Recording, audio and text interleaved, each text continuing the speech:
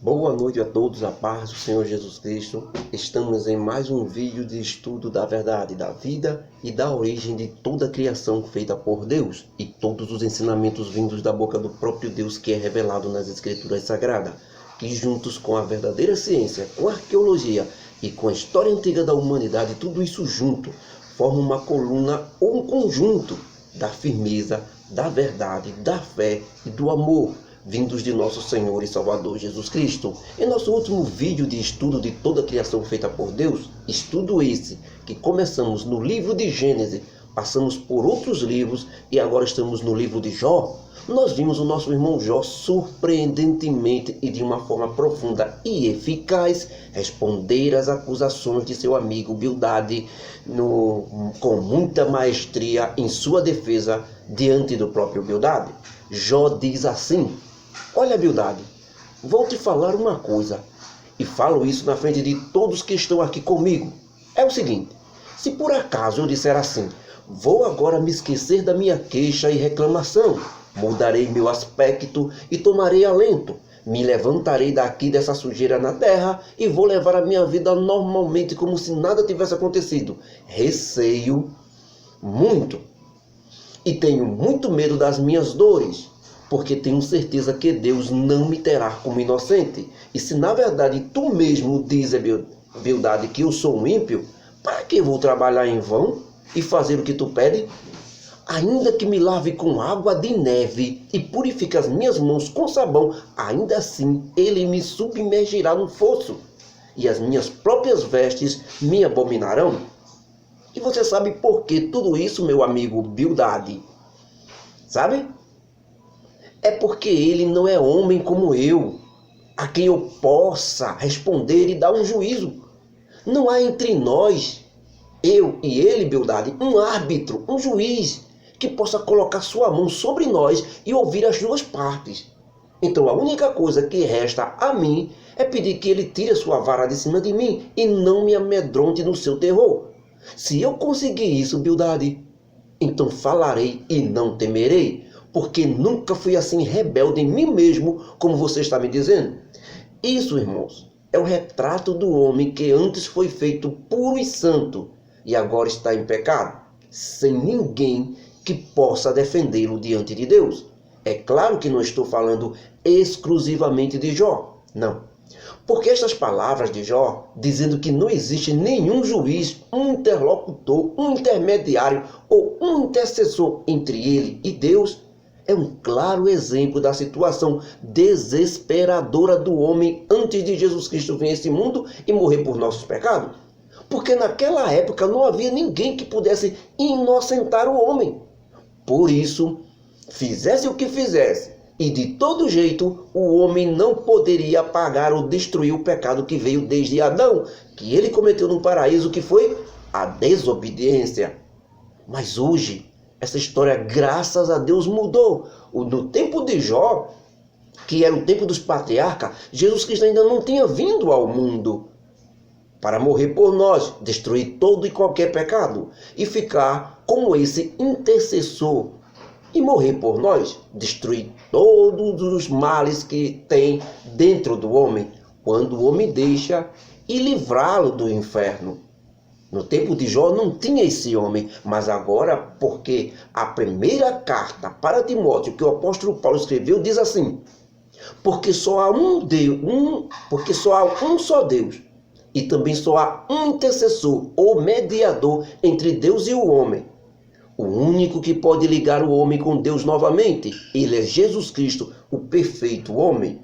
Isso está escrito em 1 Timóteo, capítulo 12, versículo 5.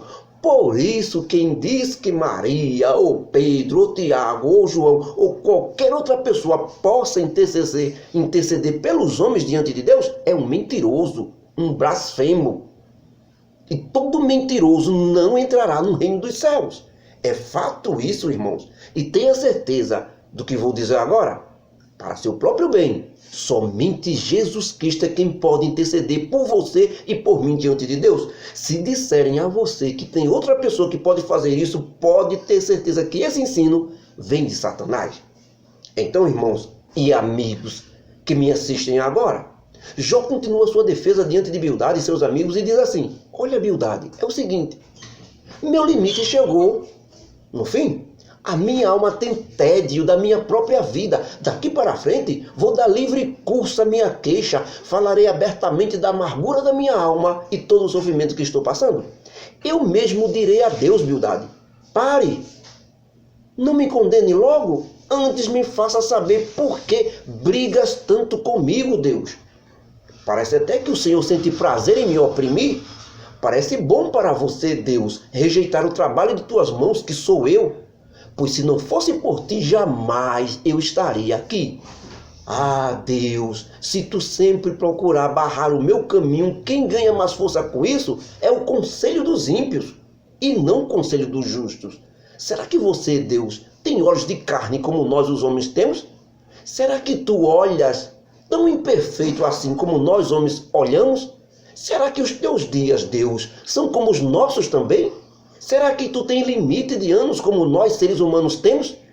Porque se for assim, então eu acreditarei que para você saber que sou inocente, tu vai ter que perguntar a alguém e também fazer uma pesquisa para saber qual o meu pecado. Porque é assim que nós, seres humanos, somos completamente imperfeitos. Mas eu sei muito bem que tu não precisas de nada disso. Tu sabes muito bem que eu não sou iníquo. Mas mesmo assim, não existe ninguém que possa me livrar da tua mão. Meu Deus, foram as tuas mãos que me fizeram e me formaram completamente. Mas eu não entendo por que tu estás me consumindo e me castigando por completo. Peço que antes, Deus, de tu terminar de acabar comigo, tu te lembres que do barro tu me fizeste e para debaixo da terra tu me farás voltar. Será que eu não sei que tu vazastes como leite, meu Deus? E como se eu fosse um queijo, tu me coalhaste. A roupa que tu me vestiste como homem foi pele e carne naquele dia em que criastes Adão. Essa foi a roupa que tu nos destes, pele e carne. E como um desenhista profissional, tu fizeste meus olhos, os meus nervos, a vida e a misericórdia. Tu me concedeste e o teu cuidado guardou meu espírito. Mas uma coisa parece muito estranha agora, meu Deus. Parece que todas essas coisas que falei agora, tu as escondestes em teu coração. Mas eu sei que sempre esteve contigo, meu Deus. Eu posso sentir isso. Se eu pecar, meu Deus, mesmo que seja algo tão insignificante, mesmo assim tu estás ali, me observando. E das minhas iniquidades jamais tu se esconderás. Sempre estás ali, me mostrando elas. Se por acaso eu for ímpio, sofrerei em mim. Se por acaso eu for justo, não muda muita coisa não, porque eu não consigo nem levantar a minha cabeça. Já estou farto, ó Deus, da minha podridão. Então, veja logo qual é a minha aflição, porque cada momento que tu demoras, elas vão crescendo. Na realidade, tu me caças, Deus, como se fosse um leão feroz, e somente comigo tu usas essas maravilhas. Incrivelmente, Deus, não sei por que tu renovas sempre novas testemunhas contra mim. Há sempre quem me acuse de alguma coisa, somente para tua ira se multiplicar sobre mim. Então eu cheguei no meu limite. E a minha pergunta é: por que tu me tiraste da madre? Por quê? Tu permitiste que eu nascesse.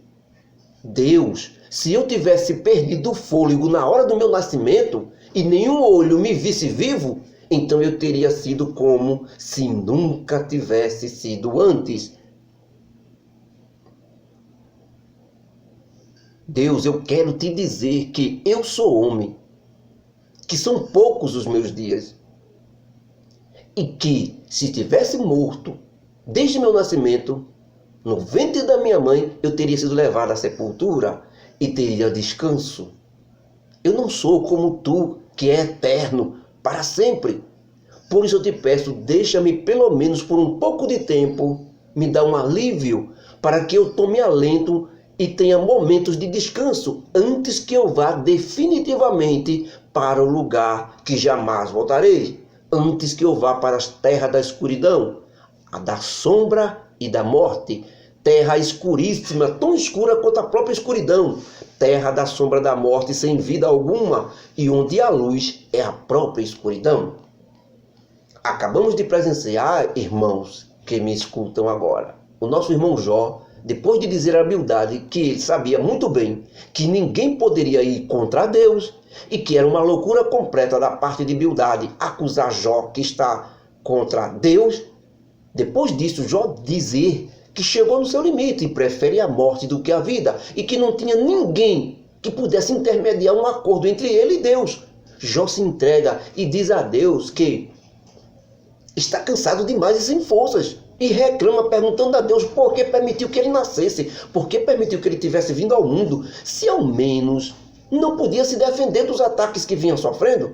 Sem nenhuma causa, pede para Deus dar pelo menos um descanso a ele, antes que ele desça definitivamente para a sepultura, local que Jó chama de região da sombra e da morte, local escuríssimo, sem vida, onde a luz é a própria escuridão.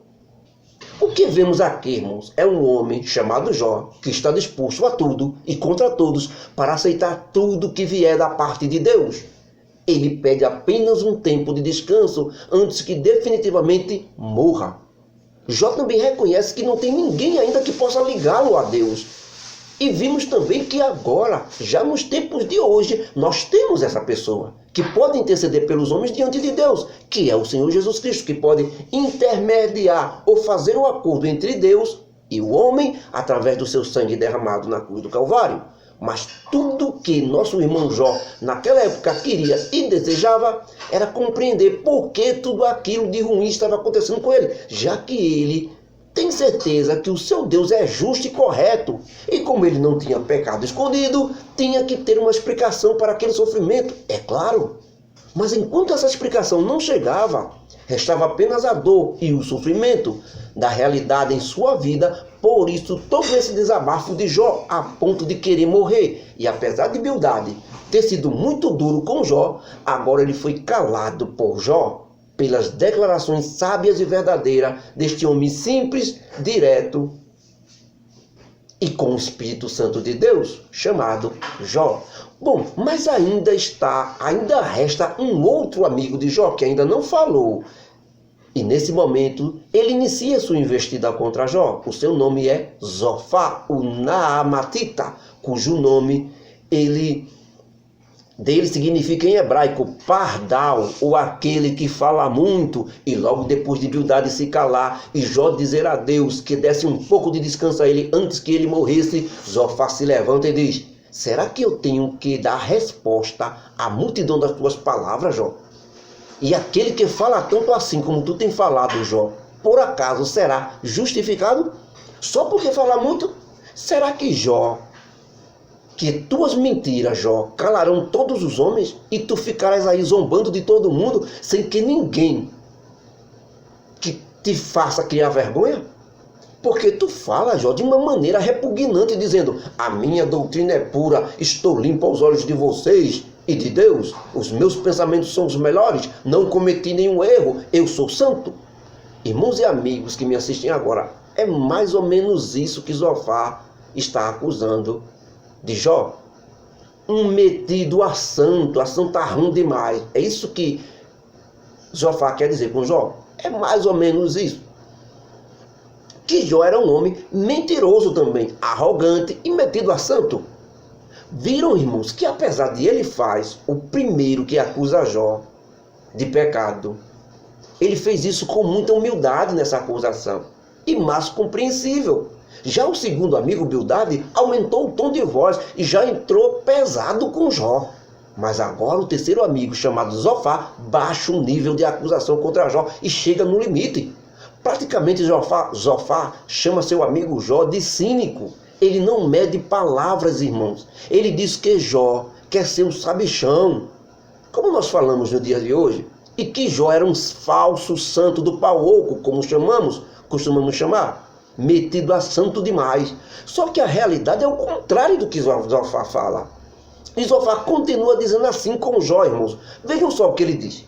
Mas a verdade de Jó é a seguinte: Eu queria ver se Deus abrisse a minha boca agora e falasse contra ti e fizesse tu saber o que realmente são os segredos da sabedoria, que é múltiples em eficácia. Num instante, Jó, iria ver que Deus exige de tu muito pouco diante da tua terrível iniquidade. Tu estás pensando que chegarás no caminho de Deus?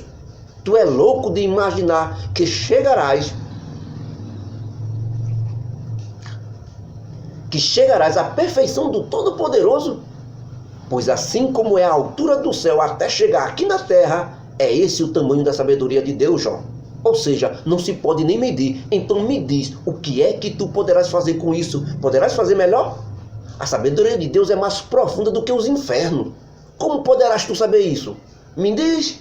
A medida da sabedoria de Deus, Jó, é muito mais do que a medida do planeta Terra inteiro, a medida de um lugar até o outro.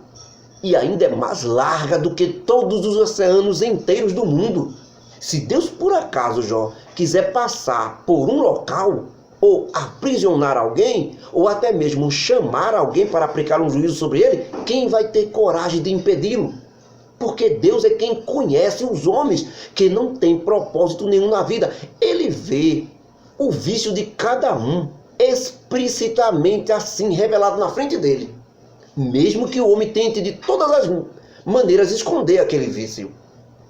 E Deus, dessa forma, jamais levará em consideração nenhum homem tolo que faz essas coisas. Mas tu precisa entender, Jó, que o homem é vão e falto de entendimento. Sim, eu te digo, Jó, que o homem nasce como a cria do jumento montês.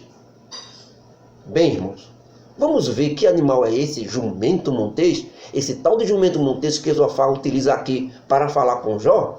Esse jumento não é igual ao nosso jumento que nós conhecemos aqui. Esse jumento montês é mais selvagem e indomável. Ele é mais veloz que o cavalo e prefere viver em montes.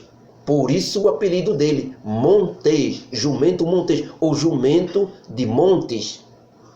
Ou também é chamado de asno montês, ou asno selvagem. Eles são mencionados nos relatos mais primitivos do Egito, muito mais valorizado do que no Ocidente. Ou seja, na terra de Jó, ele é mais valorizado do que aqui na nossa região. Desde os tempos primordiais, os jumentos albinos, ou seja, brancos, foram reservados para os dignatários. O jumento, irmãos, lá na região de Jó, era símbolo da paz, enquanto o cavalo era símbolo da guerra. Era proibido colocar um jumento e um boi junto para carregar o arado. O arado era um equipamento puxado pelos bois que cavava a terra para o plantio. Quando Zofar utiliza o jumento montês, ele diz que o homem é assim em comparação a Deus. Ele já nasce sem entendimento, exatamente como o filhote do jumento montês, sem entendimento. Zofar queria dizer que Jó não desse uma de sabidão não, porque todo homem era assim, um verdadeiro asno. Jesus Cristo, quando foi ensinar um dos maiores estudiosos da lei de Moisés, da lei de Deus naquela época dele, chamado de Nicodemos, denominado doutor da lei de Deus, Jesus Cristo disse a ele que era necessário ele nascer de novo para poder entrar no reino dos céus. Nicodemos, apesar de ser um estudioso talentoso, ficou voando no ar, feito exatamente um asno, e teve a discrepância de dizer a Jesus Cristo: será que vou ter que voltar para dentro da barriga da minha mãe para nascer de novo? Ou seja, em outras palavras, Nicodemos quis dizer que era muito difícil acompanhar o raciocínio de Jesus Cristo e que Jesus Cristo deveria explicar melhor e mais claro ainda. Para Nicodemos, o pensamento de Jesus Cristo estava além do que ele podia imaginar. Por isso ele se comporta ou dá uma de asno ou jumento, dizendo aquilo que ele mesmo sabia que era uma burrice. Ele sabia que aquilo era uma burrice.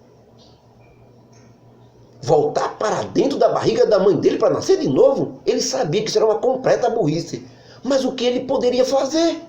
Alguém tinha que dizer. E já que foi ele quem perguntou, e era ele o interessado em saber o caminho do reino dos céus, então ele teve que assumir essa bobagem. Mas essa é a diferença do homem para Deus, em termos de conhecimento, muito grande, enorme, impossível de se colocar. E eu vou aproveitar essa oportunidade, irmãos, para contar uma história de um jumento. Muito interessante essa história. É assim: um jumento volta para casa todo contente da vida, e fala para sua mãe, a jumenta, e diz assim: fui a uma cidade e quando entrei lá fui aplaudido pela multidão, eles gritavam alegre, estendia seus mantos, sua roupa, estendia ramos de oliveira pelo chão, todos estavam contentes com a minha presença. Sua mãe então questionou o jumento se ele estava só para ser tão bem recebido assim pela multidão. E o jumentinho respondeu: não. O jumentinho disse: eu estava levando um homem com o nome de Jesus Cristo. Então sua mãe falou para ele e disse: filho, volte agora para aquela cidade, só que dessa vez sozinho. E o jumentinho voltou à cidade.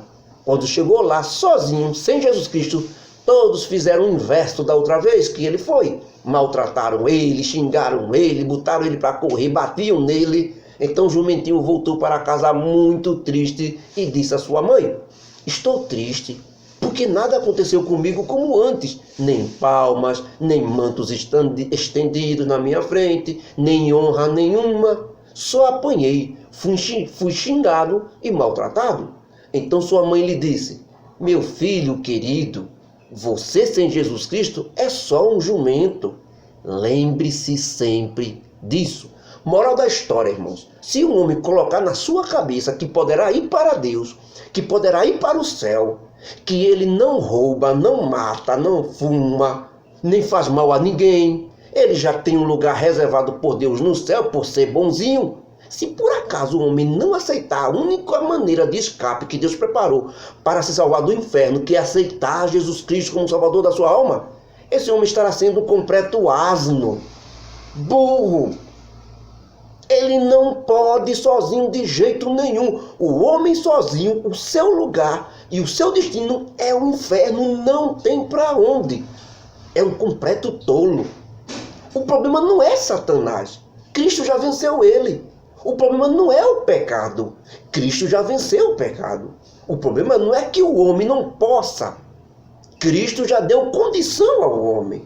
O problema todo é se o homem vai ser inteligente para reconhecer esse único caminho de escape de Deus, ou se vai ser burro o suficiente para deixar escapar a única oportunidade dele chegar no céu e se voltar para Deus, que é aceitar Jesus Cristo como Salvador da sua vida.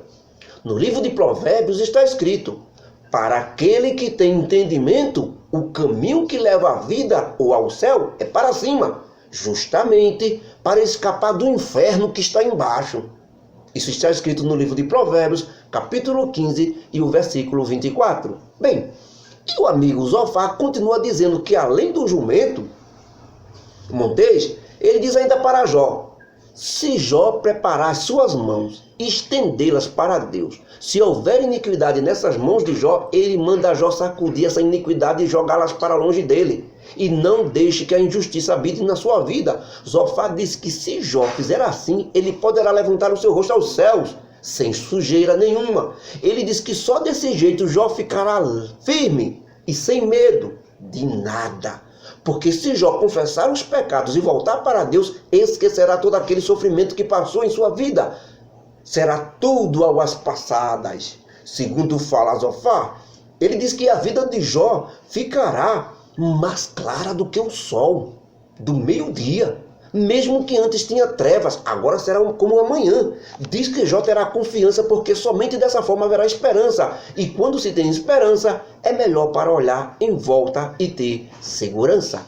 Jó poderá se deitar para dormir e ninguém irá perturbar. E ainda mais, muitos suplicarão o favor de Jó. Agora, se Jó não fizer assim como ele está dizendo, então o resultado será os olhos de Jó se desfazer, como acontece com os ímpios, e ele acabará o refúgio de Jó, e a sua esperança será o último suspiro da sua alma.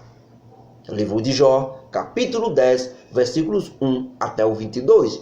Livro de Jó, capítulo 11, versículos 1 até o 20. No próximo vídeo, veremos Jó responder a essas perguntas.